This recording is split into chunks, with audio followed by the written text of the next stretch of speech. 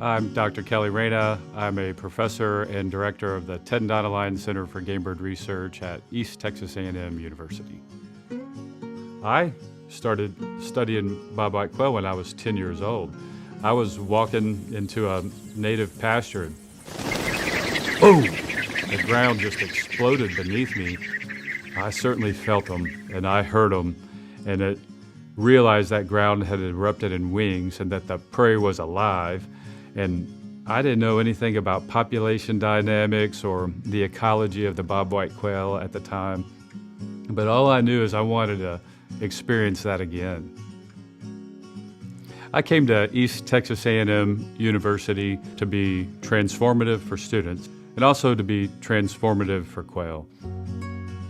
This is the last place that the quail were. They're no longer in East Texas. And if we can start here, work west or east, I figured we could really determine a lot about quail populations in Texas and about how to get them back. A lot of people wonder why the quail are no longer here.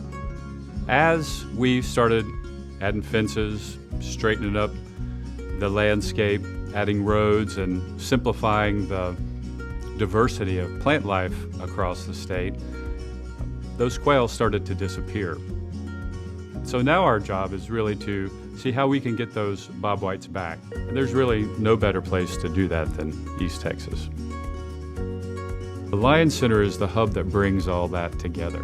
And that's where we'll produce up to 4,000 quail per month, train them to have wild predator or wild type predator avoidance behavior, be able to get them out on a landscape and really repopulate a restored area of good habitat very quickly.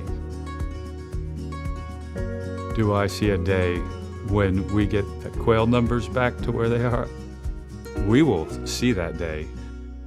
I have dedicated my life to doing so.